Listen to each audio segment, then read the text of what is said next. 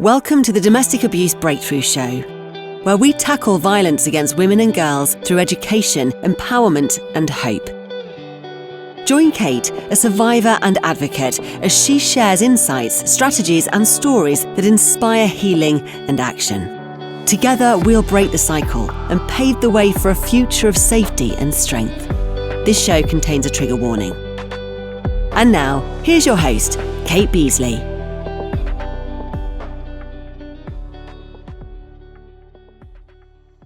Welcome to the Domestic Abuse Breakthrough Show. Here are a few highlights from the interview with Zoe Dronfield, who is a survivor and advocate, campaigning for change and justice. And he was buying me lots of gifts. He was being very attentive. He was making me dinner. I would get back, dinner would be made, and he would have picked up the kids, and everything was great. But as time went on, this was gradually unraveling. So, he then became quite aloof. He then became quite, emotionally not there, void. And then he started drinking in the day, and this whole behaviour just unravelled to the point where I was like, look, I can't have this around the children. Domestic abuse doesn't just happen they don't turn up with three heads to start off with, and then it doesn't just happen overnight. It's a gradual drip, drip, drip. And so this continued until one Saturday afternoon, I came back through my front door with my daughter. I'd been shopping, and we walked through the front door, and I walked into my kitchen, and I looked in the garden. I saw him standing there. Well, it startled me because my garden's locked. You can't get in my garden. So I was shocked that he was in there. And because of the way I acted, he then ran round to the side of the house and started kicking the door. So at that point, I started ringing 999, and I said, look, he's here again. I'm here with my daughter. He's kicking the door. He's coming through the door, and I could hear like glass cracking and smashing. There was a whole UPVC door, and he's a big guy who's 6 foot, 15 stone. Anyway, he got through the door, ran up the stairs. I just looked at him and was like, oh my God, because I was there with Sophia. Sophia was 4 then. And I was like, what are you doing? He fell to his knees, started crying. I'm now in hospital, fighting for my life, had operations on my arms, broken bones, been stabbed, slash wounds. And I then found out that actually Jason Smith is a serial perpetrator, and he had done this before. And he had done this 13 other women. They think that if you've got a serial perpetrator who's known to police, they somehow join the dots and he pings up on this great system. It doesn't exist. It exists for other things though. And so it's not as if they can't do it. They can do this for counter-terrorism. They even track prolific burglars, but they don't do it for domestic abusers and stalkers. No. So it's like, how far down on the pecking order are women and the violence, the narrative that they are prioritizing violence against women and girls. That's how he got in. Now, I was in a side room. I was a vulnerable person, so I was kept in the side room. But he got in with these bunch of flowers and an envelope. And then he came up to my bed. Now, I was absolutely you can go on Google and look at my injury picture. It's out there in the public domain. I mean, it's awful. I don't even look alive. Yeah. And you're unrecognisable, Zoe. No, unrecognisable. And he came up and he whispered in my ear. He said, "But you've done it now. You'll never see her again." Wow. And honest to God, that was like my whole world just shattered under my feet. I mean, there's one thing being battered and bruised and stabbed and almost murdered, and surviving that, but knowing you've survived it and you're coming through it. Broken bones and bruises heal, but then to be blamed. Oh my goodness! I mean, they're just so archaic. It's crazy. And what if we've got any family court professionals listening to this, it's really, really important to understand that a perpetrator wants to catch their victim off guard. They will catch them at their most vulnerable. Absolutely. And their whole aim when they are engaging in filing applications, not turning up for hearings, not filing paperwork, all the various different games that they play, it is and withholding money, which is in ongoing financial abuse. They are hoping to back their victim into a corner where they comply. They want compliance. That's what they want. And they will use vulnerabilities to gain compliance.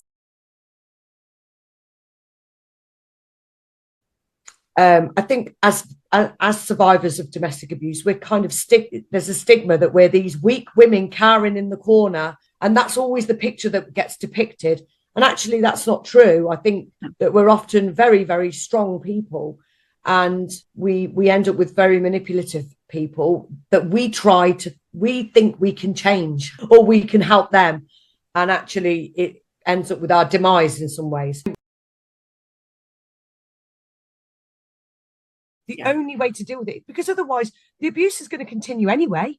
Yeah. You then have to try and you need to feel like from a trauma perspective, you need to feel like you're doing something. You can't sit there doing nothing. That's worse.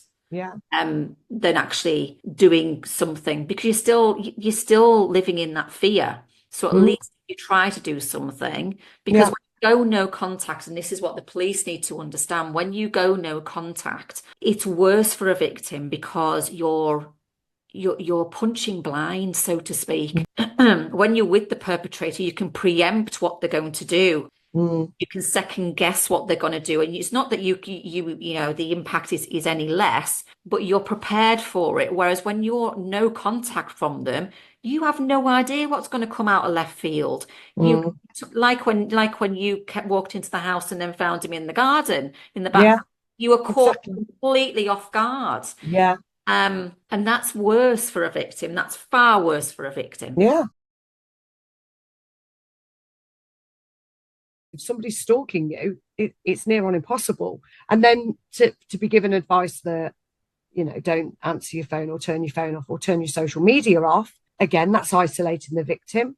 But then, of course, what happens is your perpetrator then turns up. And then the two police officers, on one of the occasions that I called the police, when they arrived, they were like, nudge, nudge, wink, wink, making little jokes between themselves. And I was playing them evidence of him stalking me and pretending to kill himself. And you think, well, how inappropriate are you that you think that it's okay to make jokes when you're turning up at a 999 call? Nobody hits 999. You know, if you hit 999, you're in fear, because why would you call an emergency number? You'd call 101 or you would call the police station. You know, they think that if you've got a serial perpetrator who's known to police, they somehow join the dots and he pings up on this great system. It doesn't exist. You know, it exists for other things, though. And so it's not as if they can't do it. You know, they can do this for counter-terrorism. They even track prolific burglars, but they don't do it for domestic abusers and stalkers. No. So it's like, how far down on the pecking order are women and you know, the violence, the narrative that they are prioritizing violence against women and girls. We start focusing on those real high risk perpetrators, serial offenders of domestic abuse and stalking. You know, they, like you said, the perpetrator behavior and offending is so ingrained because they've just been allowed to get away with it, basically. Yeah. So we need them put on a register, and we need police to, you know, proactively track and monitor them and keep us safe. That's their job. And I mean, we know that perpetrators are, they're traumatized individuals. They have severe trauma, but they still know what they're doing. They're acutely aware that their actions achieve a certain impact on their victim, and it gets their needs met. And that's ultimately what they want, is to get their needs met.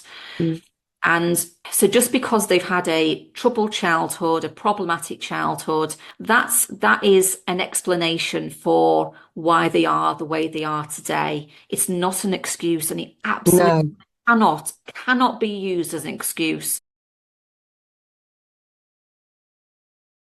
So any pearls of wisdom before we finish up? First and foremost for me, and what helped me after what I went through, was understanding the law and getting educated around perpetrator behaviours and understanding where I could protect myself with the law, but then also calling things out. You know, if something isn't right, and if you don't have the confidence to do that alone, you know, go and get some specialist support from a charity, get an advocate who can talk on your behalf, because it's not acceptable if you're not getting the right response from police. And that has to be challenged, because if we don't challenge it, nothing will change. So, I mean, I think there's lots. If there's teachers listening, you know, think about how your students, do they understand what, perpetrator behaviours? Do they understand a healthy boundary? I mean, the stories that my daughter comes back from school, I mean, she's 15 now, and the stories that I hear nowadays, it's frightening, quite frankly. I think more needs to be done there. So, well, mine's only 9, and I'm seeing things now, it's the full episode by clicking the link in the description, or by heading to my bio on UK Health Radio. Until then, stay strong, stay informed, and always remember, you're never alone.